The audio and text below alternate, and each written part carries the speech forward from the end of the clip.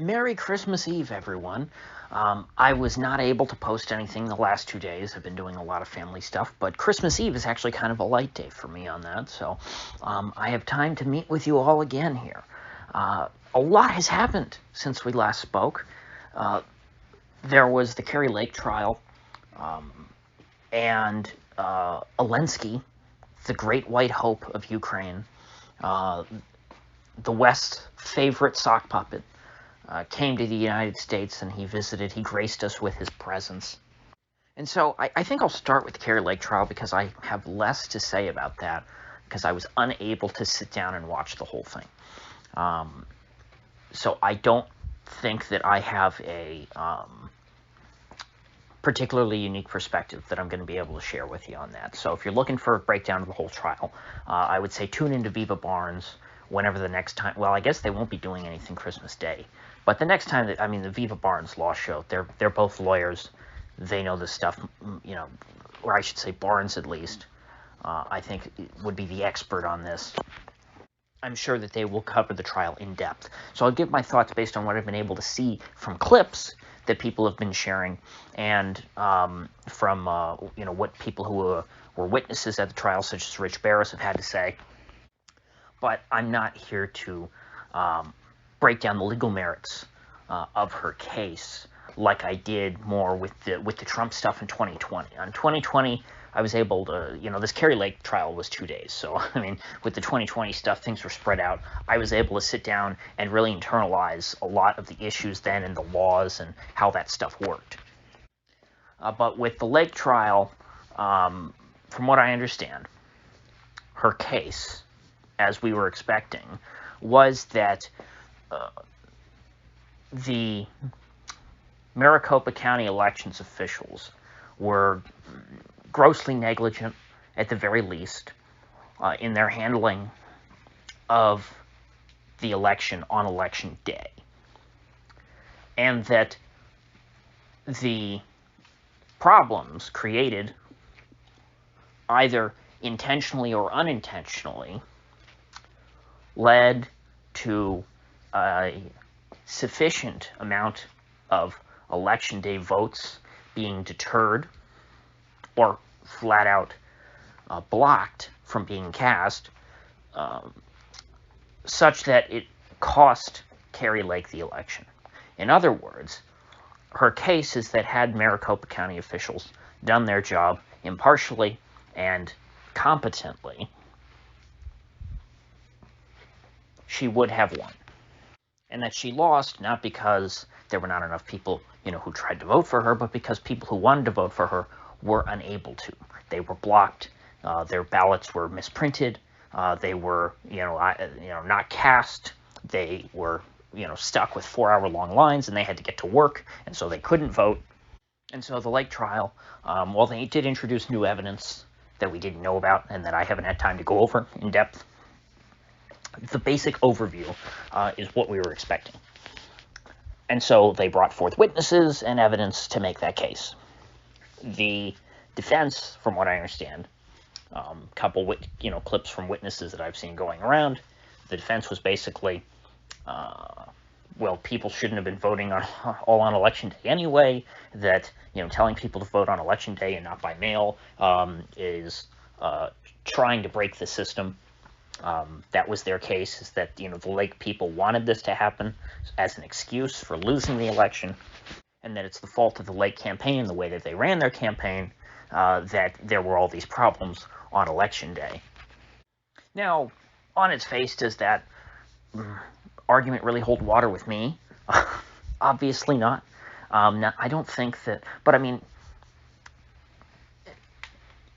I guess if you're someone who takes elections seriously to begin with, and you think that they're fair and supposed to be fair, which is not me, I think that you would find that argument by the defense rather disingenuous. Because supposedly, in Arizona, they have all these different modes of voting. You can drop your ballot off, you can mail it in, or you can come on vote on election day. And you're supposed to have an equal right to do any one of those three things. And so telling people that they shouldn't do one of those ways from the standpoint of the election officials, the people conducting the election,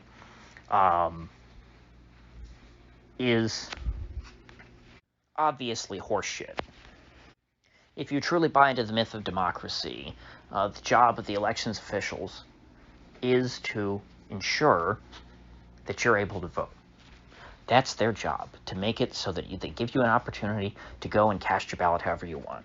And so if you follow their directions and you go to their facilities and you fill out their piece of paper and you put it in the box, you would expect it to be counted. You have a reasonable expectation that your vote is going to be counted. And the defense is saying that that is not a reasonable expectation. That you cannot reasonably expect that if you go to a polling place that you're going to, be able to get through the line in a timely manner, fill out your ballot, and that ballot will be counted. What they're saying is that if you really wanted your ballot to be counted, you should have just mailed it in or put it in a drop box. And this is how the goalposts get shifted. It starts that, we're just trying to expand these other forms of voting for people, who might not have the chance to even get by the polling place, and then they say, well, you know what? So many people vote by mail. We don't need so many polling places because they're all empty. So let's have less polling places. And then when people actually show up at the polling places, they say, damn you were supposed to put your ballot in the mail. It's basically gay marriage. I'm old enough. I think I'm probably the last generation old enough to remember, when it was just, the gays, they just want to be treated like everybody else. They want to be able to live their lives like you live theirs. Is that so bad? And then people, because people are nice, they go, well, of course that's not so bad. And then within 5 years, it became suck the cock, bigot. And then in another 5 years, it became just let your child be groomed and molested, bigot. And so we have the same story now with the voting by mail that started in 2020. They say, we just need to make it easier because, people, they're afraid to go to the polling place and, that will disenfranchise people who are concerned about the Wu flu.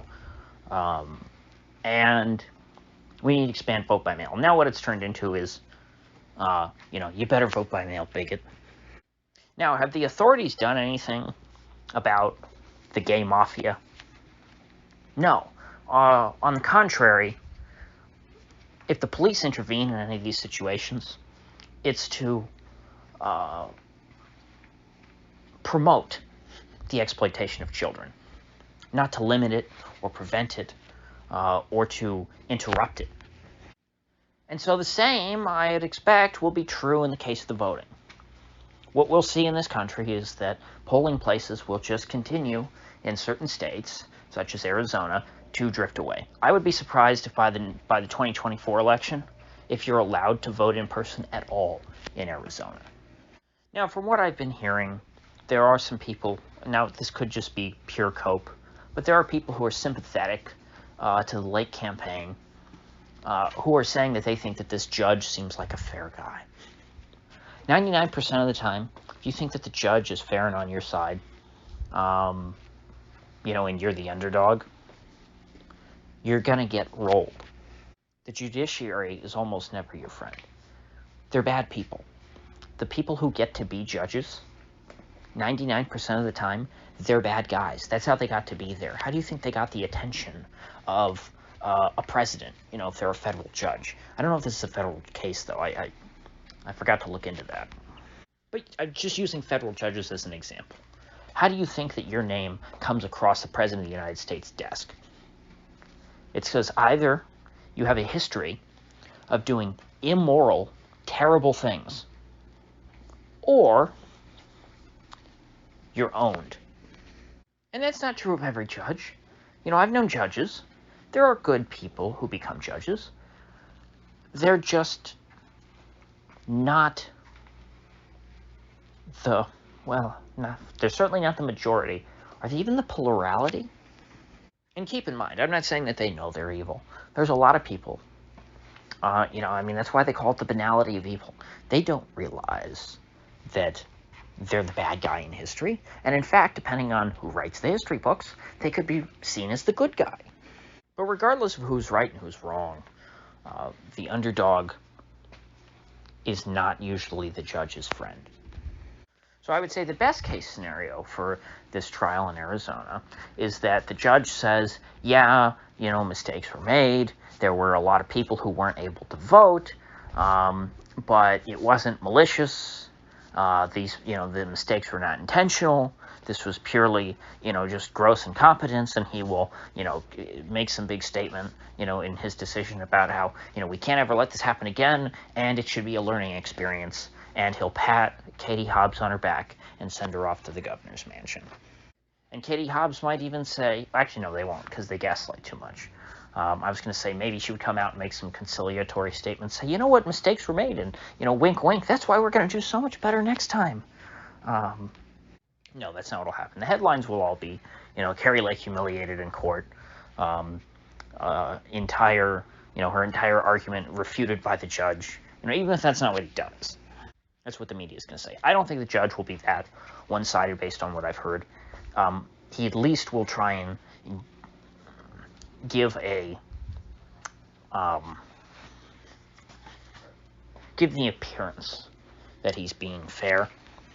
And he may even, in his heart, believe that he is fair. But I think that someone who is this entrenched in the system to become a judge of this stature, to preside over a case like this, you're not going to do anything that will rock the boat, such as, rule that the Lake folks are right and that this election was screwed up and there needs to be some form of remedy.